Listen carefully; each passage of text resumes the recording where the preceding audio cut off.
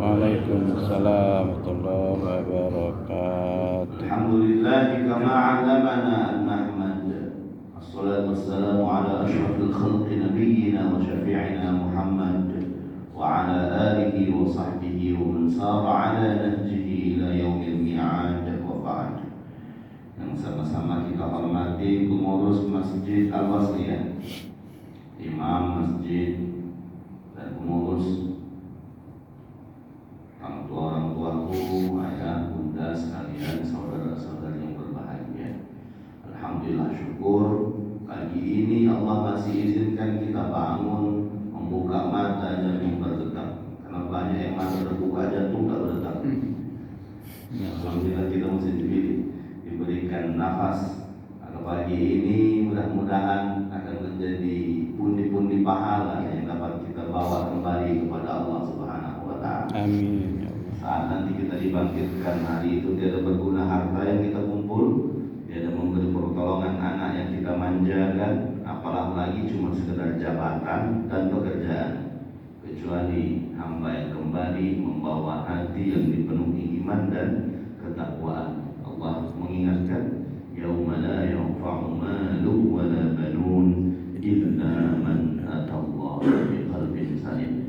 Maka pagi ini kita syukur, puji Allah, ucapkan alhamdulillahi rabbil alamin. Kita bersolawat kepada Nabi dengan ucapan Allahumma salli wa sallim ala sayyidina Muhammadin wa ala alihi wa sahbihi wa barik wa sallim.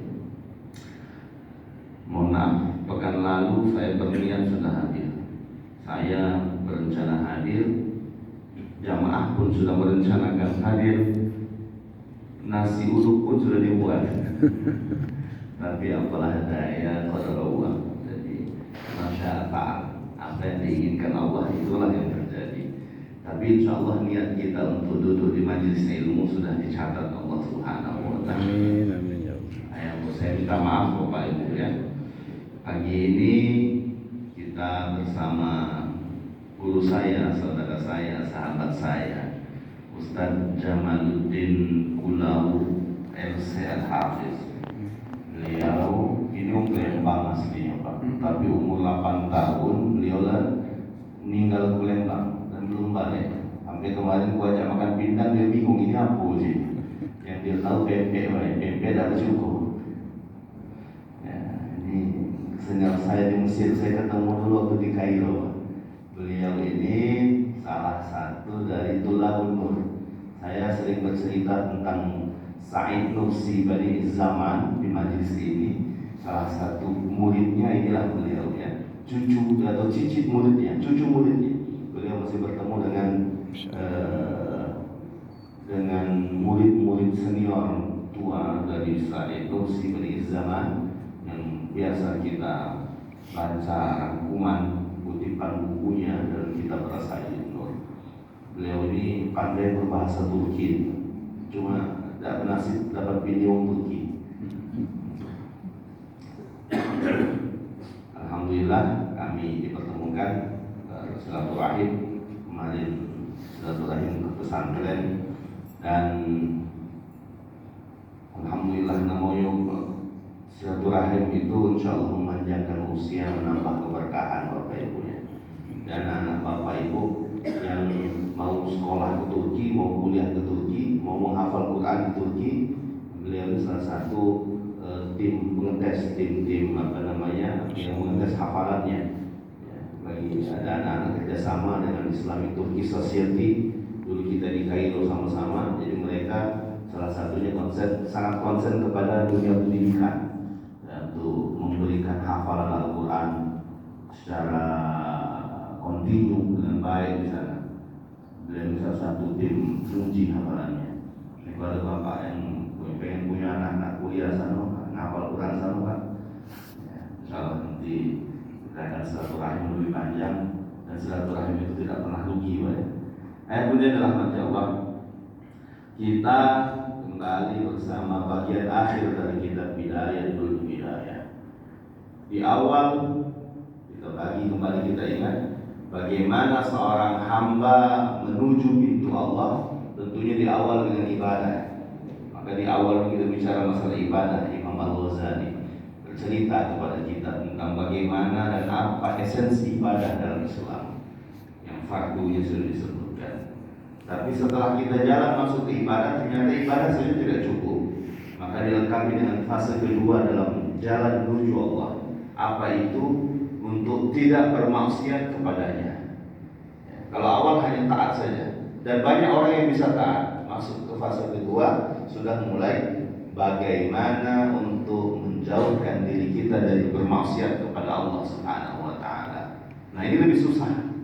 Banyak orang taat, tapi sedikit orang yang bisa meninggalkan maksiat. Taat sholat, puasa. Kadang-kadang banyak koruptor, orang-orang yang maling dan sebagainya, itu sholat, itu puasa, tapi tidak mampu menahan dirinya dari bermaksiat kepada Allah Subhanahu wa taala. Maka error itu rusak, kacau. Maka Imam Ghazali mengatakan supaya bisa sampai kepada Allah, karena kita ini kan ingin sampai hati kita kepada Allah sebelum nyawa kita yang sampai kepada Allah. Ya, kalau nggak sampai balik kepada Allah, meninggal maksudnya. Tapi kita orang mukmin itu, ya, yang pintar, yang baik, yang al-qaidis, yang jenius adalah orang yang mampu sampai kepada Allah sementara rohnya masih ada di jasadnya. Hatinya duluan sampai kepada Allah. Maka bagaimana caranya? Taat lakukan, maksiat tinggalkan. Apakah cukup? Ya, standar awal begitu, gitu ya. Standar awal di situ. Jadi kalau nanti ada orang bilang saya ibadah mendekat kepada Allah itu yang penting hati saja, kalau badan tak perlu, ini salah. Karena runutannya begini gitu kan. Runutannya begini.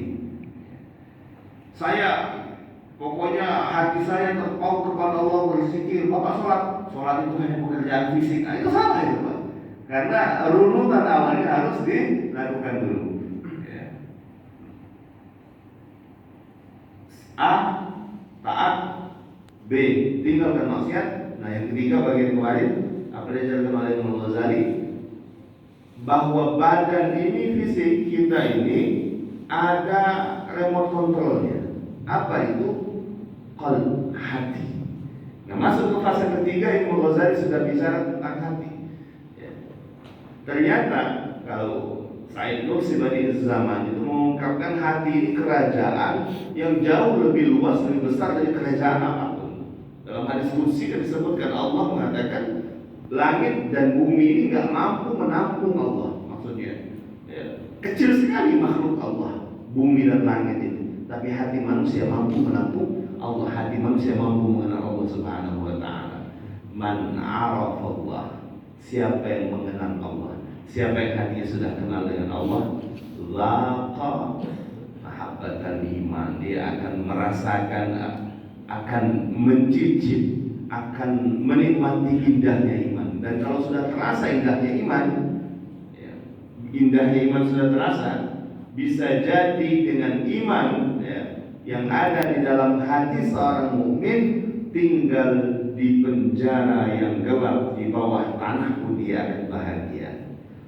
Dia akan bahagia. Betapa banyak hamba-hamba Allah yang beriman bertakwa kepada Allah, dijebloskan ia dalam penjara, difitnah ia di dunia, tapi ternyata penjara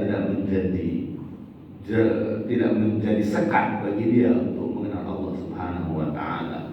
Banyak ulama-ulama kita di penjara, hampir semua ulama-ulama kita di penjara, difitnah, dizalimi, tapi apakah mereka mati dengan penjara tersebut? Apakah mereka rusak? Hilang? Tidak. Ternyata ilmunya semakin panjang, ilmunya semakin meluas. Rasail Nur itu, ya, hampir seluruh isi bukunya ditulis dalam penjara.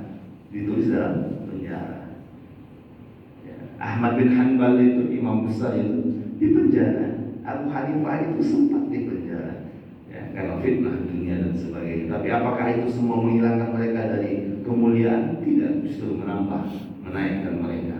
Al-Rizik itu di penjara, tapi apakah orang takut dan lari? Ternyata tidak. Semakin banyak yang cinta kepada beliau sampai saat ini. Ya. Bapak benar rahmat Allah. Dengan iman orang akan menjadi bahagia meskipun berada di dalam penjara. Tapi tanpa iman tidak akan pernah dia tenang meskipun tidur di dalam istana. Betapa banyak orang kaya yang butuh konsultasi dan meminum obat tidur di setiap malam untuk bisa istirahat. Padahal AC-nya sangat dingin, spring bed-nya bermerek dan bergaransi sangat mahal, dinding rumahnya begitu kokoh, mobilnya begitu mewah, bahkan bisa jadi penjaga dan bodyguardnya banyak, tapi ternyata itu semua tidak memberikan ketenangan kepada dia. Kita orang mukmin, ya, nggak perlu istana, nggak perlu rumah, nggak perlu obat. Pengajian Jumatan kadang tidur. Itu lagi dari ketenangan. Orang nggak tenang nggak bisa tidur, Bapak. Ya, Jumatan Bapak-bapak lihat, apa coba pulangnya? Udah panas, rame, ribut anak-anak, masih bisa tidur. Begitu tenangnya orang mukmin. Orang yang nggak mukmin, meskipun dalam AC, di dalam rumah, gedung mewah, pagarnya tingkat-tingkat, tebal sekali, security-nya ada, nggak bisa tidur. Kenapa? Allah sang pemilik ketenangan diberikan kepada orang-orang yang beriman. Liyazdadu imanan ma'a imanihim walillahi junudus samawati wal ardh. Allah yang punya tentara di dunia, di akhirat, di langit, di bumi. Maka diberikan hak prerogatif Allah Subhanahu wa taala. Maka Imam Al-Ghazali mengajarkan kita bagaimana jaga hati ini. Jangan sampai hati ini luka, hati ini salah jalan. Maka diinventarisir beberapa penyakit yang sangat-sangat merusak yang sudah kita bahas di pertemuan-pertemuan yang lalu. Nah, kemudian Bapak Ibu rahmati Allah, di fase penutup dari kitab Bidayatul Hidayah ini, Imam Abu Hamid Al-Ghazali mengatakan kepada kita, kalau sudah benar sholatmu, ibadahmu, sudah kau tinggalkan maksiatmu kepada Allah, kemudian hatimu sudah terarah untuk menuju Allah Subhanahu wa taala, berarti Anda saat ini sudah berada dalam kebaikan, sudah berada dalam jalan yang benar, sudah berada dalam siratal mustaqim, sudah bersama orang-orang yang saleh, sudah bersama orang-orang yang aman, beriman kepada Allah Subhanahu wa taala. Akan tetapi perlu finishing, perlu ada controlling, sehingga menjaga jangan sampai jalan yang lurus ini tersesat. Apa itu? Maka di bagian terakhir ini Imam Abu Hamid Al-Ghazali berkata kepada kita, mengajarkan kepada kita, dengan siapakah kita bisa dan layak berinteraksi dalam kehidupan. Karena betapa banyak orang baik, betapa banyak orang soleh, hanya karena berkawan, berteman dengan yang salah, maka soleh ubah jadi salah. Betapa banyak orang-orang yang hidupnya dulu betul, karena bersahabat dengan orang-orang ahlul batil, yang betul berubah menjadi batil. Maka ini jangan sampai terjadi. Maka kata Imam Al-Ghazali, beliau mengajarkan dalam bagian kitab terakhir dari kitab Ihya atau dari kitab Bidayah Al-Hidayah yang merupakan pintu masuk untuk menuju kitab Ihya Ulumuddin, bagian yang lebih besar, lebih tebal lagi. Dengan siapa Anda berinteraksi agar iman ini mudah terjaga, tetap terawat?